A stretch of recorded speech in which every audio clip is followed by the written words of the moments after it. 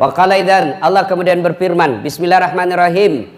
Ya ayyuhalladzina amanu dukhulu fis-silmi kaffatan wa la tattabi'u khutuwatis syaitan innahu lakum aduwwum mubin. Wa qala idzan, bismillahirrahmanirrahim. Innallaha wa malaikatahu yusalluna 'alan nabi.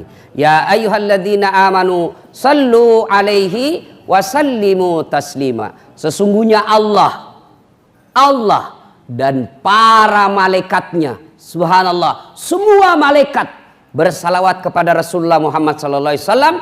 Maka wahai orang-orang yang beriman, bersalawatlah kalian kepada Rasulullah dengan sebaik-baik salawat. Satu kali Nabi lagi duduk-duduk bersama malaikat Jibril. Tiba-tiba ada malaikat 1 juta jari-jarinya. Bayangkan Bu, 1 juta jari-jarinya. Bapak-bapak berapa jari-jari tak? 10. Cacat gitu. Ada jari-jari kaki 20. Ini malaikat 1 juta jari-jarinya. Boy, Nabi takjub. Wahai malaikat Jibril, ini enjo. Liga ya roh. Gana jari-jarinya. Banyak betul jari-jarinya. Dia bilang itu malaikat yang Allah tugaskan untuk mencatat hujan. Ada yang kira-kira bisa catat hujan di sini? Ada? Ada yang bisa catat air hujan?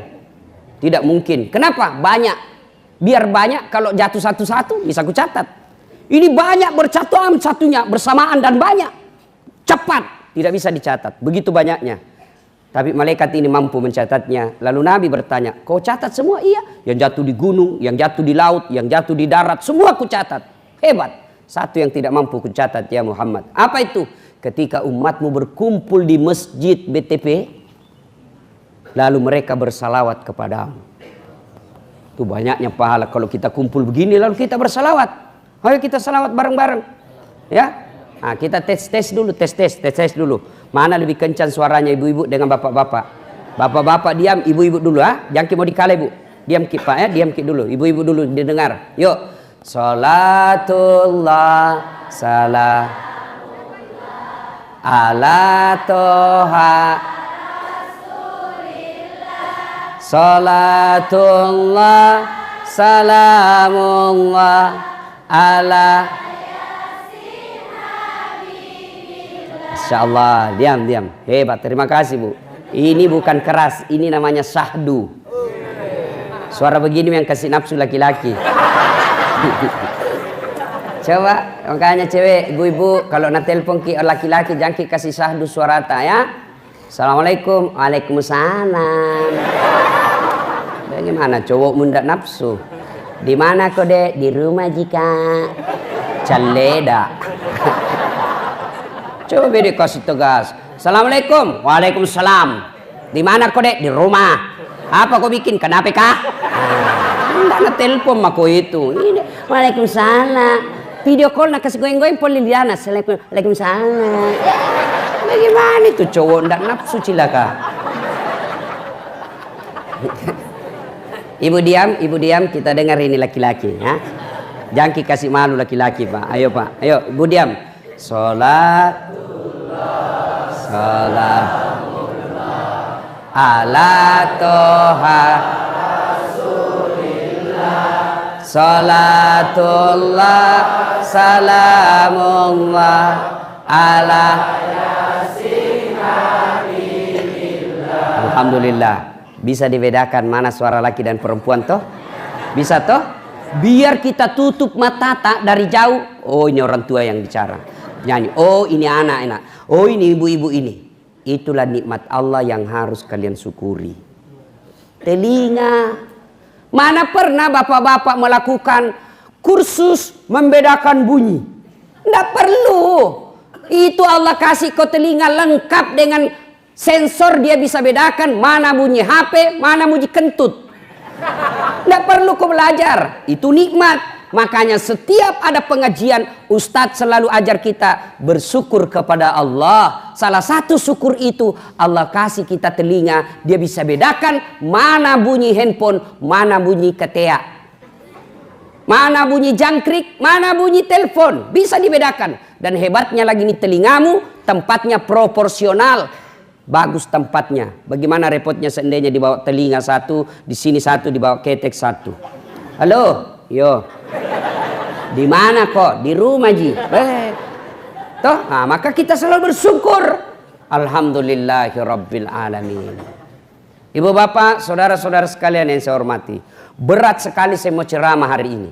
Kenapa? Panitia kasih saya waktu satu tempat, 3 judulnya. Kokohkan akidah, 1 memang nih. Rawat uhuah, 2. 3. Raih kemuliaan. 3. Baru honornya 1.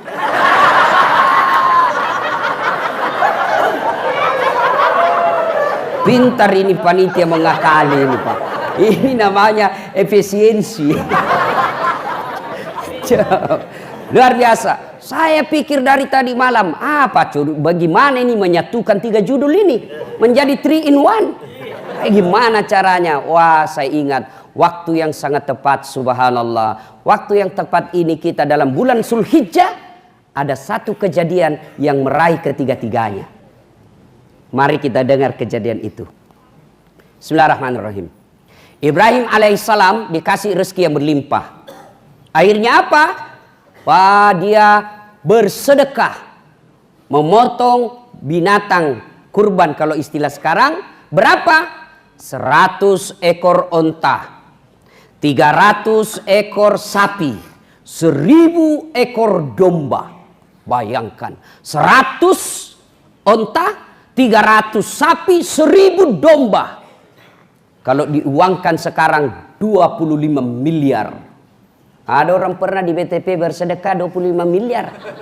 Kuliah saja celengannya tadi lancar. Tidak pernah singgah-singgah. Apa kok? Waktu berlalu, hari berganti, tahun bertukar. Puluhan tahun kemudian muncul usulan dari istrinya. Ibrahim menikah dengan Siti Sarah. Bertahun-tahun tidak ada anaknya. Berpuluh-puluh tahun tidak ada anaknya. Siti Sarah ajukan proposal. Bang, kamu kan nabi, perlu ada penerus perjuangan. Kalau abang tidak punya keturunan, siapa yang melanjutkan risalah dakwah?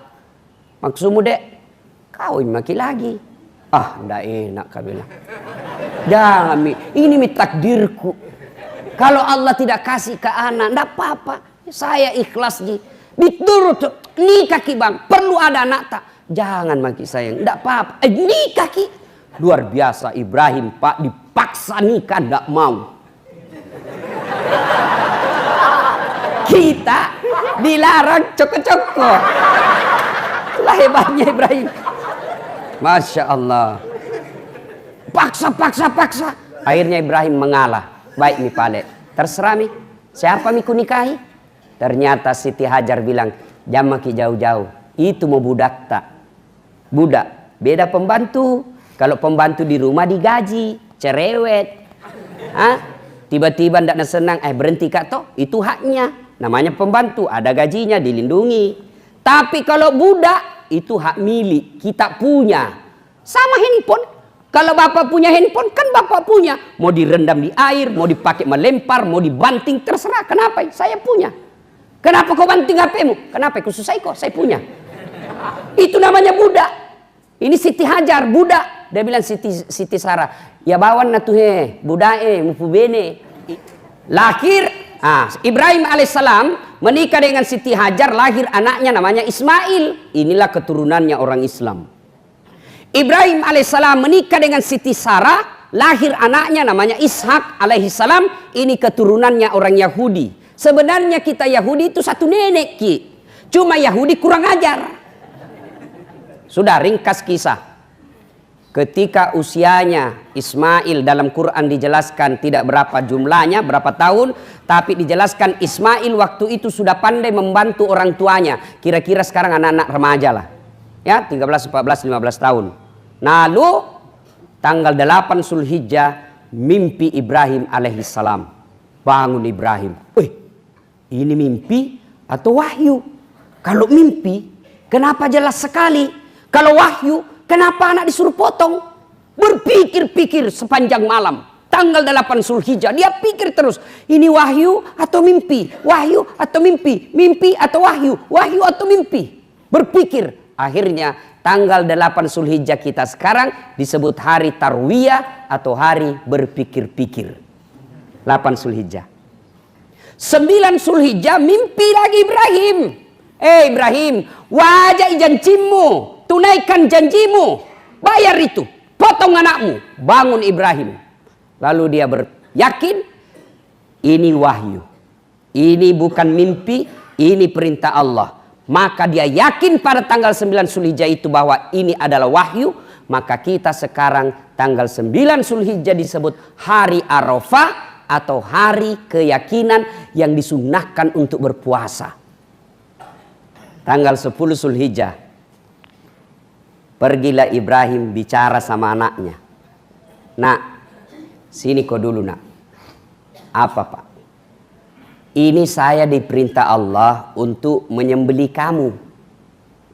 Sampai di sini kita belajar jadi orang tua. Jangan otoriter kepada anak. Ibrahim, ini perintah, ini wahyu, tapi masih ada nyogok, diajak ngomong anaknya. Tidak otoriter, mentah-mentah saya bapak, tidak boleh. Apa aku bilang kau laksanakan. Tapi Ibrahim, meskipun wahyu, masih nak ajak diskusi anaknya. Nah, bagaimana menurutmu? Kita mentang-mentang sebagai bapak, kau masuk kedokteran, kalau bukan kedokteran aku biayai kau. Mau dia apa kedokteran kalau anaknya tidak mampu otaknya? Jadi kau tentara, kalau kau tidak tentara saya tidak mau. Tidak boleh, ajak dulu, kasih pandangan, kasih fakta. Pokoknya menikah kau sama ini, kalau tidak mau kau jaga kau. Tanyai dulu, kau suka jika itu, kenapa kau tidak suka? Kalau pertimbangannya tidak suka karena pertimbangan tidak masuk akal, boleh kita kasih intervensi. Tapi kalau dia bilang tidak sembahyang pak, pak botol pak, jelek pas selingkuh, tapi dia bilang, tapi mobilnya Mercy, pret. Ya, Ibrahim dia tanya anaknya, Mail, sini kau Mail.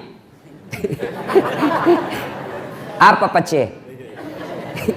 Ini suruh kak perintah Allah potong kau. Bagaimana menurutmu nak? Kira-kira anak-anak di BTP kalau ini ditanyakan Pak apa jawabannya? Apa jawabannya?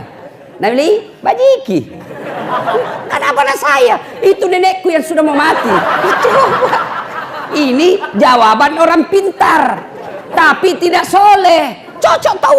Kenapa ini anak muda generasi harapan bangsa? Itu yang sudah tua. Ini akalnya masuk, tapi tidak soleh. Apa jawaban Ismail alaihissalam? Pak, kalau ini perintah Allah, jangan ragu, tunaikan, laksanakan. Bapak akan mendapat saya sebagai anak yang sabar. Tapi Nabi bilang Ismail, sebelum kita potong apa, ada permintaanku. Apa nak? Satu, pakai pisau yang sangat tajam supaya saya tidak lama menderita. Maka petugas-petugas penyembelih binatang nanti tolong cari parang pisau yang sangat tajam. Dan ada itu caranya, ya. Jangan potong itu semakin panjang lehernya, jangan di tengah, ya. Angsa, bebek, ayam, sapi, kalau potong jangan di tengah. Lama baru mati itu di mana? Di ujung-ujung sininya. Coba kalau bebek kita potong di tengah, lari pak. Ayam terbang dia pak. Apa bapak ndak kasihan korong kita lihat keluar darah di sini? Maka itu dipotong di ujung dekat daripada dagunya. Kalau manusia cepat matinya itu. Dan satu binatang satu bismillah. Ini apa hati-hati yang penjual ayam potong. Biasa itu nak kasih masuk saja mesin bismillahirrahmanirrahim 50 masuk. Enggak. Satu ayam satu. Ada pernah kuliah penjual di BTP bilang saja 30 ayam nak potong, bilang saja bismillahirrahmanirrahim kali 30. Tidak boleh begitu bos. Satu ayam satu bismillah ya. Makanya hati-hati yang suka makan di luar ayam potong, karena belum tentu itu halal cara motongnya ya. Itu sebabnya ibu kalau bisa masak di rumah supaya anak dan suami tak suka makan di rumah. Kalau makannya di rumah insya Allah halal. Yang kedua bukti kasih sayang ibu kepada suami. Sekarang ibu-ibu jam 4 nah telepon suaminya kalau sore, Pak mau kau makan apa Pak? Ini bangga tomaki dikira mau dimasakan, ternyata GoFood, GoGrab, Lakutu. Nah, sudah. Apa jawaban Ismail? Silahkan. Pertama, pakai pisau yang sangat tajam. Dua, tutup mata pak. Supaya apa? Karena kalau kita tidak tutup mata maka pasti cemaski. Tidak yakin kak bisa dilaksanakan kalau kita lihat mukaku. Yang ketiga, tolong ikat tangan dan kakiku supaya saya tidak meronta-ronta kesakitan.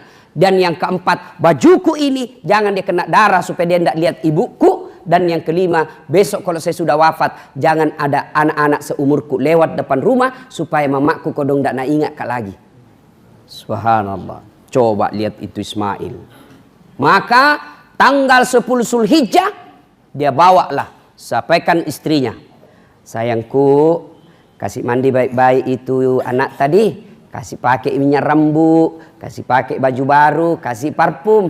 Mau ki bawa pi mana pak? Mau kak bawa kodon jalan-jalan? Baik. Tanggal 10 Zulhijjah sudah pergi mi, sudah dimandi Ismail, kasih pakai baju baru, sisir rapi-rapi. 10 Zulhijjah dia bawa. Untuk melaksanakan apa? Melaksanakan dan menunaikan janjinya. Maka tanggal 10 Zulhijjah kita orang Islam sekarang disebut hari An-Nahr atau hari menunaikan janji. Itu kalau Idul Adha orang menunaikan janji itu. Sudah pergi. Begitu pergi Ibrahim alaihissalam, wah kepanasan setan. Bati minda ada minta mangkuk nanti di neraka ini. Masuk semua ini nanti surga keturunannya. Bagaimana caranya saya halangi? Maka datang setan. Dia bujuk Ibrahim. Ibrahim, apa? Lihat itu anakmu, lah mana kau harapkan satu-satunya, masa kau mau potong? Coba pak, anak satu disuruh potong. Kalau 9 anak pak disuruh potong, dicari mana yang nakal. Potong anakmu, mana ini bandak ini satu pak.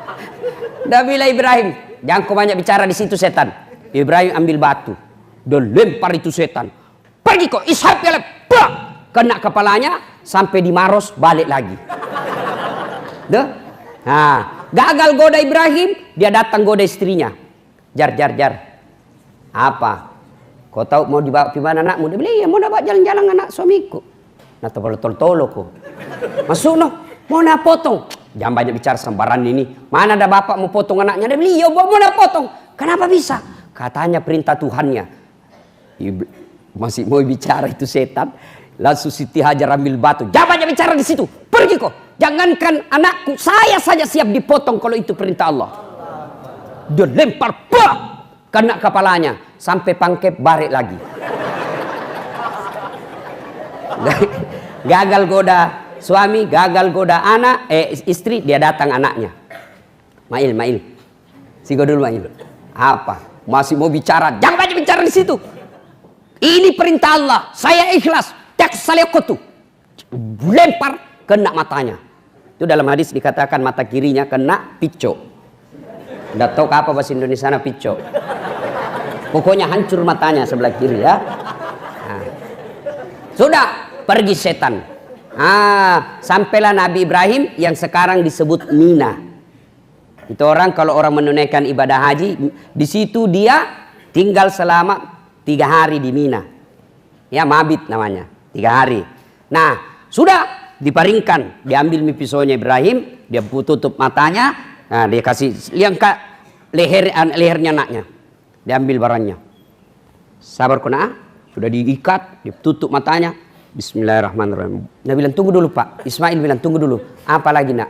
Tolong lepaskan ikatan tanganku, tolong lepaskan ikatan kakiku. Kenapa? Kalau diikat kayak begini pak, nanti Nabi bilang Tuhan saya terpaksa untuk disembelih. Buka ini ikatanku supaya Allah menilai saya ikhlas. Baiklah nak. Dia buka, lalu begitu mau dia potong, Allah perintahkan kepada para malaikat. Malaikat ciniko, lihat maka ini hambaku. Waktu pertama kali saya ciptakan Adam, kalian semua protes bahwa manusia akan menghancurkan bumi ini. Kau lihat ini Ibrahim, anak satu-satunya, puluhan tahun dia nantikan. Demi perintah Allah, perintahku sebagai Tuhannya, dia laksanakan, tidak bertanya-tanya. Kau lihat ini. Lalu malaikat Jibril diperintah, Jibril ambil kau itu kibas yang pernah dipersembahkan anaknya Adam ketika mau menikah. Ambil itu dalam surga, ganti lehernya Ismail dengan kibas itu. Dia potong kedua kalinya, datang malaikat. Lalu ketika digerek begini, ya mau digerek, sudah diganti. Lalu ketika dia itu, lalu seluruh malaikat memuji Allah. Allahu Akbar, Allahu Akbar, Allahu Akbar. Mendengar ini, Ibrahim alaihissalam melanjutkannya. La ilaha illallah huwallahu akbar. Lalu mendengar itu Ismail alaihissalam melanjutkannya dengan ucapan Allahu akbar walillahil hamd. Kalimat yang kita baca kalau ke hari raya, takbiran, Allahu akbar, Allahu akbar, Allahu akbar. Malaikat, la ilaha illallah wallahu akbar. Ibrahim alaihissalam, Allahu akbar walillahil hamd. Ismail alaihissalam. Ini yang disunnahkan ketika kita mau pergi lapangan, itu yang disunnah dibaca. Dari rumah ke lapangan, dari rumah ke masjid, ke rumah ke lokasi. Lebaran, Idul Fitri atau Idul Adha, itu yang kita baca. Allahu akbar, Allahu akbar, Allahu akbar. La ilaha illallah, Allahu akbar, Allahu akbar, walillahil hamd. Hei anak-anak, ABG, kacuping. Itu kau baca bos kalau kau pergi lebaran. Jangan pergi lebaran update status. Siap-siap masjid, OTW lapangan. Nah foto sendirinya, baju baru sudah kunikmati. Sampai di masjid sembahyang 2 rakaat, nah foto lagi kepalanya. Alhamdulillah 2 rakaat selesai. Ayo. Dan banyak sekali ketika tiba di lapangan tidak bertakbir. Kenapa tidak bertakbir? Ada rasa malu di dalamnya. Malu-malu deh dengar orang. Setan itu bos. Jangan kau takbir, talekan, nak bilang korang soalim, setan itu. Maka ketika kau tiba takbir kau, itu bagian daripada kecintaanmu kepada keluarga Ibrahim alaihissalam dan penghormatanmu kepada Allah subhanahu wa ta'ala. Ketika kita mau takbir itu, biasa risiki. Mau dia, akhirnya apa? Kenapa kau malu? Nah ini kalimat tauhid. Kenapa bisa berhasil itu setan goda kita. Nah ibu bapak saudara-saudara sekalian, akhirnya yang disembelih khibas, maka bebaslah Ibrahim dari janjinya dan tumbuhlah anak-anaknya menjadi para nabi dan terkenallah Ibrahim alaihissalam sebagai bapak dan cucu-cucunya menjadi nabi dan rasul. Subhanallah. Apa hikmahnya ini? 1. Ibrahim alaihissalam kalau bicara akidah tidak ada tawar-tawar. Apa akidah? Perintah Allah. Maka kalau Allah perintah jangan banyak tanya. Laksanakan saja dulu baru kau tanya. Kalau kau tanya dulu nanti kau percaya baru kau laksanakan. Buru mati kau tidak laksanakan itu perintah. Laksanakan dulu. Jangan banyak tanya. Kenapa mesti subuh 2 rakaat? Kenapa mesti maghrib 3 rakaat? Ini anak-anak sekarang ini terlewat pintar. Semua mau tanya, kenapa mesti subuh 2 rakaat? Kenapa maghrib 3? Kenapa isya 4? Jangan kau tanya, laksanakan saja. Ayo, memangnya kalau kau ke dokter, kau tanya, dok, kenapa 3 kali 1? 3 kali 3 mau supaya cepat habis. Iya toh? Ayo, akidah tidak boleh tawar-tawar. Termasuk akidah diajarkan kepada Ismail alaihissalam. Apa yang dia minta Ibrahim alaihissalam kepada anaknya, dia yakinkan anaknya la ilaha illallah, tidak Tuhan selain Allah. Ini perintah Allah nak. Bagaimana menurutmu? Laksanakan. Kalau akidah tidak boleh tawar-tawar. Akidah itu la ilaha illallah Muhammadar Rasulullah. Umat kita. Kalau umatnya nabi-nabi yang lain akidahnya apa? La ilaha illallah, tiada Tuhan selain Allah. Ibrahim Rasulullah. La ilaha illallah Isa Rasulullah. Itu umat-umat sebelum Rasulullah Muhammad SAW. Kalau kita umat Islam tidak bisa tawar-tawar. La ilaha illallah Muhammad Rasulullah. Tidak Tuhan selain Allah. Muhammad adalah utusan Allah. Itu akidah yang kokoh. Termasuk akidah yang kokoh itu percaya bahwa semua kejadian ini Allah yang ngatur.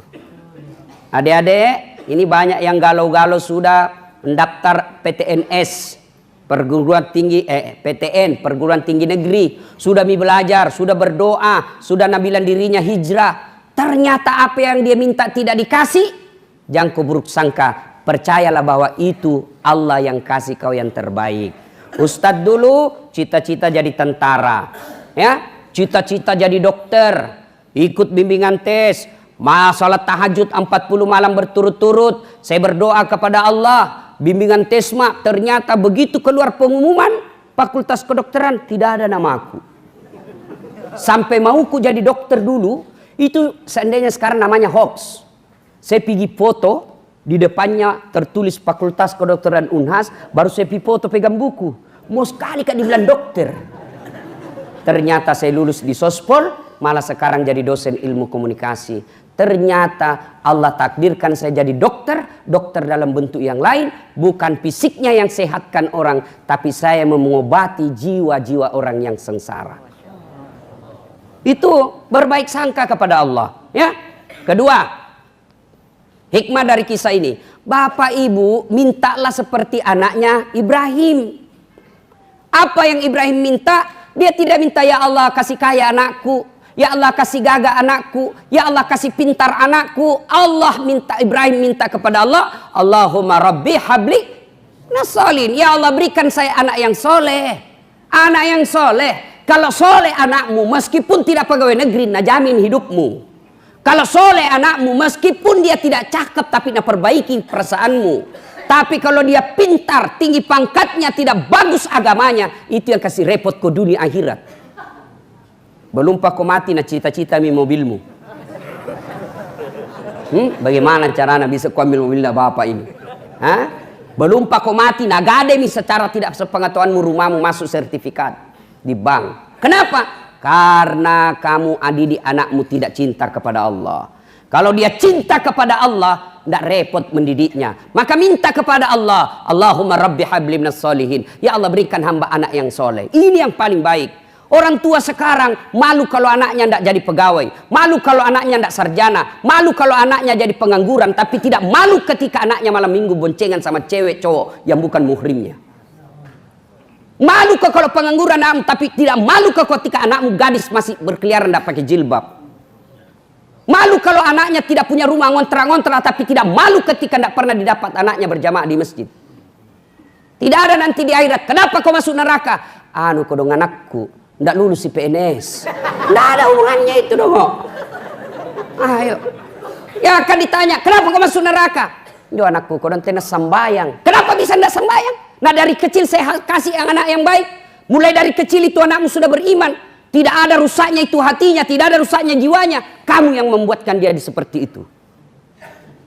Coba jangan sampai bapak-bapak rajin berjamaah di masjid, anaknya tidak pernah kelihatan di masjid. Ditanya nanti itu. Tua mi Ustaz, biar tua nasihati terus. Itu hikmahnya Nabi Nuh alaihissalam ketika sudah timbul tenggelam anaknya di laut, dia tarik terus, naik ke perahu nak, naik ko. Itu artinya meskipun sampai ajal sakaratil maut anak tetap kita dakwai. Ya? Pak, Bu, doakan anak tak. Didik anak tak dengan sebaik-baiknya. Apa yang banyak rusak anak-anak kita sekarang? Apa? Handphone dan internet. Itu yang banyak. Malam-malam mama video call itu. Mana mamamu? Ada di kamar sebelah kak. Tutup ke kamar cepat. Pakai ke headset nak, pakai ke headset. Video call. Dia mau ku saja. Sebenarnya dengarku. Dia mau saja.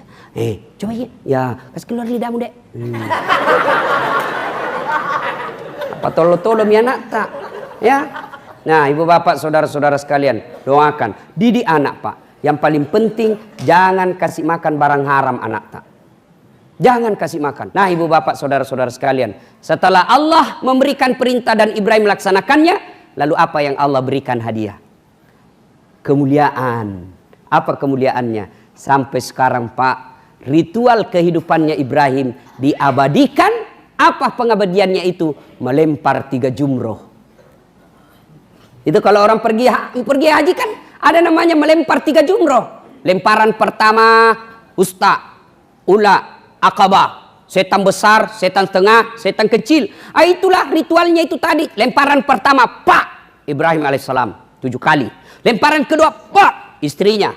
Lemparan ketiga, tempat 3, cak, anaknya. Itulah lemparan. Satu tempat 7 kali. Kenapa Ustadz mesti 3 hari? Kenapa diulang-ulang itu 7 kali 3, 21 kali 3 hari? 63 batu. Kenapa tidak 1 kali saja? Bismillahirrahmanirrahim 63 kali. Tak, tak, tak, tak. Kenapa tidak begitu? Karena Allah kasih pelajaran pengingatan buat kita bahwa setan tidak akan berhenti sebelum kalian menyerah. Coba. Maka harus dilawan. Ketika adik-adik merasa hijrah, itu setan kau pikir diam. Tidak, dia kejar kamu terus. Ketika kalian hijrah, setan kejar kamu terus. Sebelum kau hijrah, setan level anak SD goda kau. Biar ndak ku goda ini tergoda nih. Ketika kau sudah hijrah, setan hijrah juga goda kau. Yang tinggi tom pengetahuannya. Maka itu setan harus dilawan berkali-kali. Tidak akan berhenti sebelum kita tersesat. Dan alhamdulillah Allah kasih kita senjata melawan setan. Apa? Taubat. Ya enaknya Tuhan. Kau dosa ini, taubat kau. Dosa kau, taubat lagi. Dosa, taubat lagi. Kenapa berkali-kali? Karena tetap Allah terima taubat kita. Yang jelek kalau kau nikmati itu dosa, kau tahu dosa dan kau tidak mau bertobat, mati.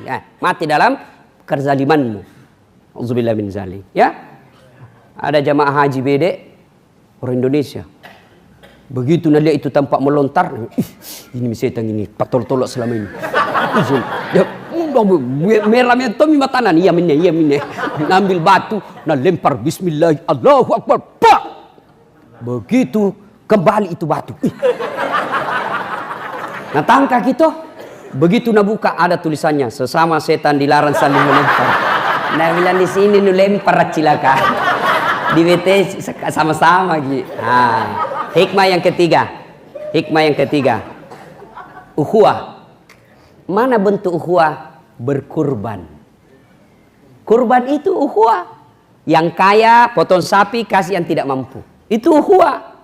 Ya, saya tidak mampu Ustaz. Bukan tidak mampu, tapi tidak punya niat besar. Buktinya apa? HP-mu harga 2 juta. Pulsamu per bulan 200.000. Kalim itu bisa beli onta, bisa beli domba. Masa? Yang berarti yang tidak bisa bukan kemampuan ekonomi, tapi iman tak yang belum bisa. Maka kita niatkan, insya Allah Allah kasih kemampuan. Kalau kau niatkan dengan baik, Allah pasti kasih itu. Ya, maka berkurban. Saya tidak mampu 1 sapi, 1 kambing, 1 orang. Sapi 7 orang bisa di situ. Patungan ki. Ayo kita tunda dulu beli anu ini. Beli pulsa bulan depan. Kita beli anu ini saja. Patungan insyaallah. Bisa kita beli.